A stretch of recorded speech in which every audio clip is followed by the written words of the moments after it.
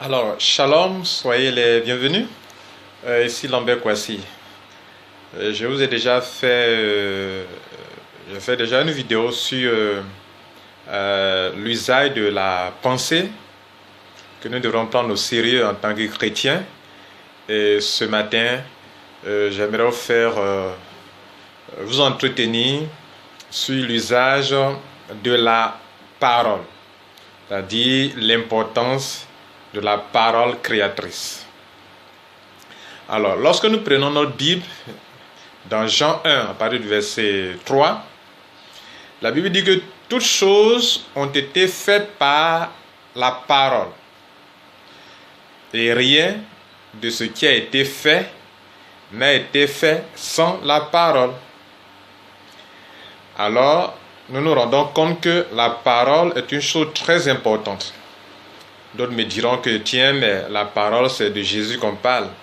Oui, c'est de Jésus qu'on parle. Effectivement, c'est parce que Jésus fait tout qu'on l'appelle parole. En effet, la parole elle-même est créée. Jésus crée. Et donc l'usage de la parole elle est très importante. Vous vous rendez compte qu'après, dans certains versets qu'on va voir tout à l'heure, Jésus dit que les gens rendront compte de toute parole vaine qu'ils auront prononcée au jour du jugement. Alors donc, je disais dans Jean 1, verset 3. Donc, on va voir certains versets et puis on va vous montrer pourquoi c'est important de savoir faire usage de la parole. Mon nom c'est Lambert Kwasi. Le deuxième verset que j'aime beaucoup, dans Romains 10, le verset 9 dit « Si tu confesses de ta bouche le Seigneur Jésus, et si tu crois en ton cœur, dans ta pensée, comprenez, non? Tout ça c'est important. Oui, pensée, parole, là. Pour des chrétiens, on doit bien connaître leur valeur, leur importance. Si tu confesses de ta bouche, donc parole, ce que tu déclares de ta parole, de ta bouche, et si tu crois en ton cœur, dans ta pensée, dans ton cœur, le cœur, dans ton esprit, que tu crois en ton cœur que Dieu l'a ressuscité des morts, alors tu seras sauvé. Alors tu seras sauvé. Et elle continue en disant que à partir du verset 9 au verset 10, c'est en croyant du cœur qu'on parvient à la justice, et c'est en confessant de la bouche qu'on parvient au salut. Donc en croyant qu'on parvient à la justice, à la transformation, à la nouvelle naissance qui nous emmène vers le salut. Comprenez? Vous vous rappelez de cela, non? Le renouvellement de l'intelligence, ok? Et c'est en confessant de la bouche, en proclamant vos croyances. Ce que vous dites, c'est ce que vous croyez. Ce qui sort de votre bouche, ce qui sort de votre langue, c'est ce qui est en vous. Votre intérieur, votre vérité réelle, c'est ce qui rejaillit quand vous prenez la parole en public. Cela est très important. Quand on prend un autre verset, dans Matthieu 12, verset 37, la Bible nous dit, Jésus nous dit, car par tes paroles, tu seras justifié, et par tes paroles, tu seras condamné. Jésus disait,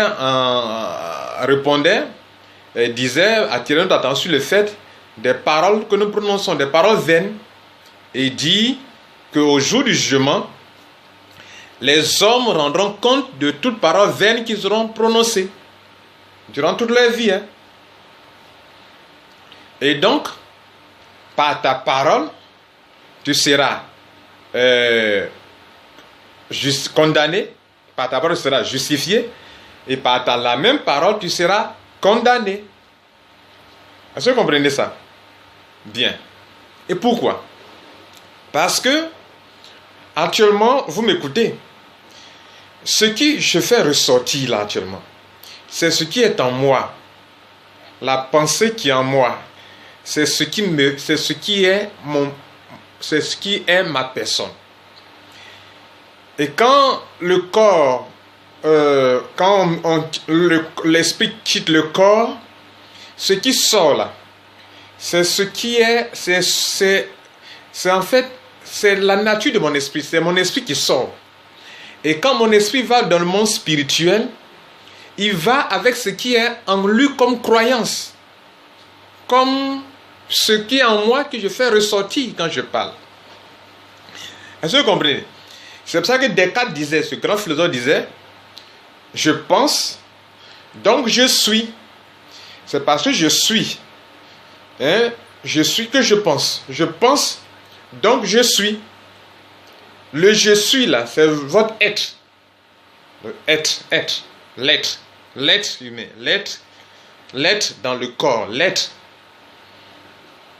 Dans le jour où vous quittez ce corps, vous quittez avec vos croyances. Vous quittez avec vos pensées. C'est la pensée qui vous restera.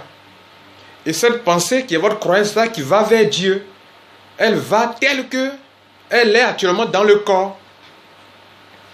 Actuellement, si mon être quitte mon corps, à ce moment précis, je quitte avec mes convictions. Il va avec ses croyances. Il va avec ce qu'il croit au plus profond de lui-même, ce que je crois au plus profond de moi-même. Mes croyances, c'est ça qui fait mon esprit. C'est la nature de mon esprit, en fait. Donc, quand Jésus vient sur la terre, en fait, il vient pour transformer ce être intérieur, à savoir penser et à savoir parler. Vous le savez mieux que moi, qu'il y a un lien entre la pensée, la parole et la création. Pour qu'il y ait création, il y a d'abord eu une pensée. Donc, la pensée donne naissance à la parole. La parole crée. Tout ce que nous voyons autour de nous, il y a eu d'abord pensée. Et donc la parole, elle crée. Tout ce que vous voyez autour de nous, la nature, tout ce qui est là, quand la Bible dit Dieu crée là, il a créé quoi? C'est la parole. Mais ce qu'il ordonne de venir à l'existence, il le voit dans sa pensée d'abord. Quand il dit que la terre soit, il sait ce qu'il appelle terre. Et toi, tu as cela en toi aussi, également. Des gens disent que les spirites utilisent la Bible à leur manière. Il y a une chose que je vais vous dire. Il y a des vérités universelles. Ok? Des vérités universelles, des vérités spirituelles qui s'en foutent si vous soyez chrétien, musulman, bouddhiste, franc-maçon, elles s'en foutent. Parce que ces vérités-là marchent pour n'importe qui. Est-ce que vous comprenez? Alors, quelles sont vos pensées? Et quelles sont vos paroles en tant que chrétien? Dans Proverbe 18, le verset 21, la Bible dit, 18, verset 21, dit que la vie et la mort sont au pouvoir de la langue. Quiconque l'aime en mangera les fruits. Comprenez? La vie et la mort sont au pouvoir de la langue. Quiconque l'aime en mangera les fruits. Donc ça veut dire quoi? On dit quiconque. Quiconque. Quiconque. Ce n'est pas affaire des chrétiens. Vous comprenez? Ce n'est pas affaire des chrétiens. Ce n'est pas affaire de musulmans. Ce n'est pas affaire de païens qui ne connaissent pas Dieu, un non-croyant. Non. Quiconque. Quiconque. Quiconque. N'importe qui sait en faire usage en mangera les fruits. Quelles sont tes pensées, chrétien? Tu veux prospérer? Quelles sont tes paroles? Quelles sont tes pensées? Tu as des pensées négatives, tu ne prospéreras jamais. Il faut faire jeûne de 40 jours, 40 nuits, 40 jours. Si tu as des pensées négatives et que tu penses insuccès, tu penses échec, tu ne peux jamais réussir. Tu n'as pas rempli d'amour envers ton prochain. C'est du négativisme aussi. Tu ne peux pas connaître l'abondance réelle. Parce que l'abondance, Dieu, qui est l'abondance, il est dans ce qui est beau, ce qui est agréable et parfait. C'est pour ça qu'on revient toujours à ce verset de Romains. Il dit que soyez transformés par le renouvellement de l'intelligence afin que vous discerniez ce qui est bon, agréable et parfait. C'est là que commence votre prospérité. Comment tu penses? Comment tu parles? Est-ce que ta parole s'aligne sur la parole de la manière dont Dieu veut que tu parles? La Bible, elle est positive. Si tu es négatif, tu ne mangeras pas les fruits dont parle la Bible. Tu ne t'aligneras pas sur les promesses de Dieu.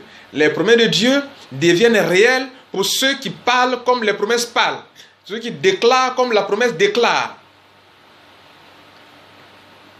Le bonheur et la grâce m'accompagneront tous les jours de ma vie. Quel que soit l'obstacle, quelles que soient les montagnes.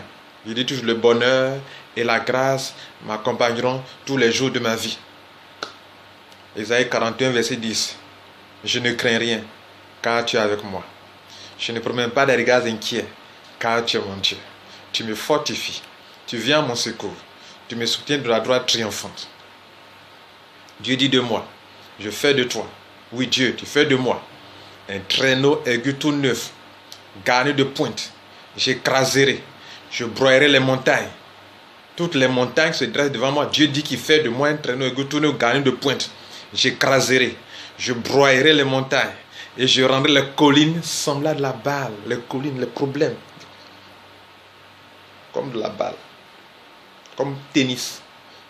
Grand problème, selon les hommes, je rends ça comme tennis. Et je crois à cela. Waouh! C'est cela le christianisme. La Bible renferme des vérités, des secrets, des codes. Et ces secrets-là, quand vous donnez une clé à une personne, quand ça est dans la main d'une personne, elle peut s'en servir pour ouvrir votre porte, la porte de l'abondance, de la richesse, peu importe de la croyance. Si elle sait que c'est une clé, ce sont des secrets du monde spirituel et qu'elle en fait usage, elle va manger les fruits. Ça me rappelle aussi, dans ce verset de Proverbe 18, verset 21, prenez ça au sérieux, elle dit, quiconque l'aime en mangera les fruits. Si tu aimes le pouvoir, la vie et la mort sont au pouvoir de la langue. Ce que tu déclares là, sur ta langue là, tout est là.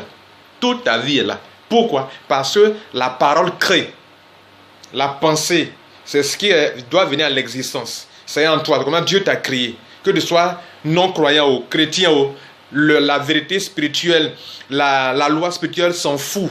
Elle s'en fout. Comment Dieu a créé l'homme. Ça peut y aller? On continue.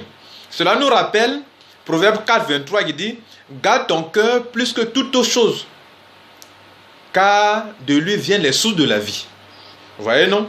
Et Jésus va plus loin pour dire que c'est de l'abondance du cœur que la bouche parle. Ce qui est dans ton cœur, là, c'est ce qui sort. Et quand tu fais sortir des paroles, on sait quel genre de croyant tu es. Souvent, tu peux tricher, mentir, mais dans des situations où on te presse, ouais, quand vous pressez l'orange, là, parce qu'il y a des gens qui sortent. Et Jésus disait, par exemple, on ne peut pas presser une orange qui a un bon goût et puis c'est le goût de comment on appelle, du citron qui va sortir, non. Ou bien le jus de la papaye qui va sortir, non. Chaque personne, quand on presse la personne, sa vraie nature ressort. Jésus dit, l'homme bon tire de bonnes choses du trésor de son cœur. L'homme bon tire de bonnes choses, ce qui sort de vous là. Si votre trésor est un bon trésor, quand vous allez parler là, les bonnes choses d'abondance, de prospérité, de succès, de joie, de bonheur. Moi, je ne supporte pas les gens qui sont négatifs. Ça, je ne supporte pas ça. Je ne supporte pas ça. Je les fuis comme la peste. Si tu parles que j'ai des problèmes à toi là, faut être positif. Les paroles négatives, je les fuis. Que tu sois chrétien, je m'en fous. Qui que ce soit là. Je suis parti. Vous voyez, ils polluent l'atmosphère avec leurs pensées négatives.